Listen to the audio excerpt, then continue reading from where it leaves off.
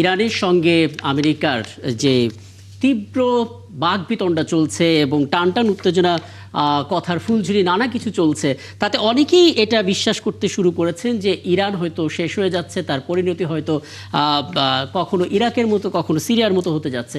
প্রেক্ষাপটের কথা বলতে চাই। শুরু থেকে সিনিয়র সাংবাদিক সিরাজুল ইসলাম আছেন আমাদের সঙ্গে। কি বলবেন সিরাজুল ইসলাম, কি পরিস্থিতি দেখছেন আসলে? ইরান পরিস্থিতি আসলে এই মুহূর্তে সারা বিশ্বে খুবই গুরুত্বপূর্ণ একটা বিষয়। এটা নিয়ে অনেক আলাপ আলোচনা চলছে। এটা talk of the world, talk of the country, talk of the city media নেই, এখন টক অফ দ্য ওয়ার্ল্ড এটা। এবং আমি আসলে অনেক সময় অনেক আগে থেকেই বলে আসি যে আন্তর্জাতিক যে রাজনীতি, এই রাজনীতি যে বিষয়টাকে কেন্দ্র করে আবর্তিত হয় সেটা প্রধানত মিডল ইস্ট, আর মিডল ইস্ট আবর্তিত হয় ইরানকে কেন্দ্র করে। দ্যাট ইজ, ইরান হচ্ছে আন্তর্জাতিক রাজনীতির কেন্দ্রবিন্দুতে সবসময় অবস্থান করে। এর অনেকগুলো কারণ আছে, অনেকগুলো প্রেক্ষাপট আছে। তো এই ঘটনাটা, এই বিষয়টা ইরানও ভালো করে বোঝে, ইরানের নেতৃত্ব বোঝে। 79 সালে ইরানের বিপ্লব হওয়ার পর থেকে এই পর্যন্ত ইরানকে আঞ্চলিক এবং আন্তর্জাতিক পর্যায়ে কি কি পরিস্থিতির মুখোমুখি হতে হচ্ছে এগুলো সম্পর্কে তারা খুবই পরিষ্কার জানে যে আমাকে এই ঘটনার মুখোমুখি হতে হয় এবং হবে।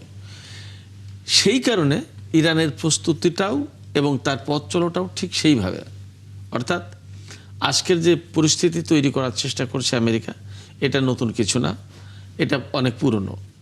এক এক সময় এক এক আঙ্গিকে এই বিষয়গুলো মঞ্চায়ন করা হয়েছে।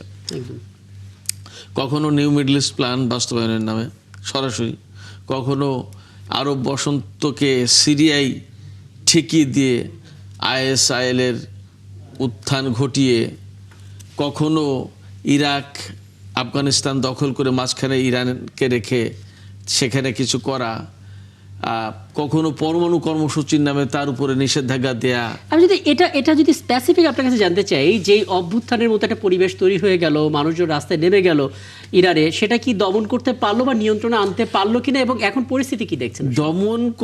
দমন করার যে প্রশ্নটা, আসলে দমন করার যে প্রশ্নটা, সেইটার চেয়ে আমি বলবো যে ঘটনাটা যেভাবে নিতে চেয়েছিল সেইভাবে নিতে পারেনি পেছনের খেলোয়াড়রা। এবং আমি যে বলছিলাম যে ইরানের প্রস্তুতিটা সেইভাবে থাকে, ইরানের প্রস্তুতিটা সেইভাবে ছিল বলে এটা সম্ভব হয়েছে, নিয়ন্ত্রণ করতে পারলো। এবং তারা যেভাবে চেয়েছিল সেইভাবে সব কিছু সম্পন্ন হলো না। এটা করতে পারার মূল কারণ সেটা হচ্ছে, আমি তো ইরানে থেকেছি অনেকগুলো বছর, আমি দেখেছি সেখানকার ঘটনা, রাজনীতিটাকে। আমি অন্তত 3টা বা 4টা নির্বাচন দেখেছি, প্রেসিডেন্সিয়াল ইলেকশন, সংসদ নির্বাচন দেখেছি। যত যাই কিছু হোক না কেন, দিন শেষে ইরানিদের ভেতরে 2-3টে বিষয় কাজ করে, যে আমি ইরানি। এই জাতীয়তাবাদী বোধ এইটা ভীষণভাবে চর্চিত হয়, চর্চা আছে, এটা খুব শক্ত এই বোধটা। 1, 2 হচ্ছে যে আপনি হয়তো জানেন যে ইরান প্রধানত শিয়া প্রধান দেশ, শিয়া মাযহাবের জনগণ সেখানে বেশি বসবাস করে। এই যে শিয়া মাযহাবের কনসেপ্ট, তাদের ইমাম, ধর্মীয় ইমাম, এটা খুব গুরুত্বপূর্ণ ব্যাপার। এই বিষয়টাকে ইরানি জাতি থেকে আর আলাদা করার কোনো স্কোপ নেই। আচ্ছা, একটা বিষয় কি একটু বলবেন, মানে আপনি যখন ইরানে আছেন, ইরান থেকে আপনি আমাদের দেশে বিভিন্ন সংবাদ প্রতিবেদনগুলো পাঠাচ্ছেন, আপনার সঙ্গে সরাসরি সম্প্রচার আমার একাধিকবার থাকার সুযোগ হয়েছিল। আপনি কি বলবেন মানে ইরানের শক্তি জায়গাটা আসলে কোথায়? আমি এই জায়গাটাই বলছি, এইখানে ঠিক এই জায়গায় আমি আছি। সেটা হচ্ছে যে আমি প্রথমে বলেছি জাতীয়তাবাদের ব্যাপারটা, এই যে শিয়া মাযহাবের যে কনসেপ্টটা, এই কনসেপ্টের প্রতি অসম্ভব রকমের অনুরক্ত থাকা, এবং শিয়া মাযহাবের যারা অনুসারী তাদের এই মুহূর্তের বক্তব্য যে ইমাম খামেনিকে যদি কেউ হত্যা প্রচেষ্টা চালায়, তাহলে আমরা আমাদের ইমামকে হত্যার চেষ্টা হিসেবে ধরে নেব। খেয়াল করেন, এই বক্তব্য কিন্তু ইরানের ভেতরের বক্তব্য না, ইরানের বাইরের থেকেও যারা শিয়া মাযহাবের অনুসারী তারা আলী খামেনিকে ইমাম মানে। এখন এই আলী খামেনিকে, ইনি কিন্তু শুধুমাত্র রাজনৈতিক একজন ব্যক্তিত্ব না, তিনি ধর্মীয় একজন ব্যক্তিত্ব এবং তিনি ইমাম। এই বিরাট শিয়া কমিউনিটির সারা বিশ্বে যারা 12 ইমামে বিশ্বাসী, সেই কমিউনিটির ইমাম তিনি।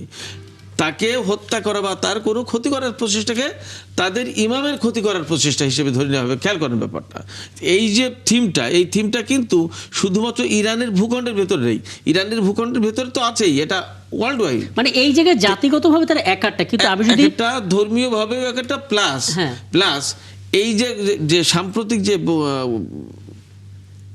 আন্দোলনটা, এই আন্দোলনটা শুরু হয়েছিল দেশের অর্থনৈতিক সংকটের ব্যাপারে, সেই সংকটের ব্যাপারে শান্তিপূর্ণ বিক্ষোভ হচ্ছিল। সরকারও বলছিল যে এই বিক্ষোভের যথেষ্ট যৌক্তিক কারণ আছে এবং এটা নিয়ে কাজ করা দরকার।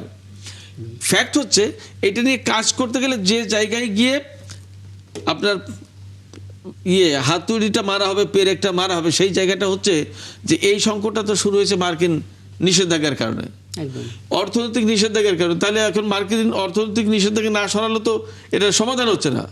তাইলে আলটিমেটলি কালপ্রিট হয়ে যায় কিন্তু তখন আমেরিকা বা পশ্চিমারা। তো এই জায়গায় যখন ইরানের সরকার যখন কাজ করতে করতে এই জায়গায় যাবে, তখন তো আলটিমেটলি দোষী সাব্যস্ত হবে আমেরিকা।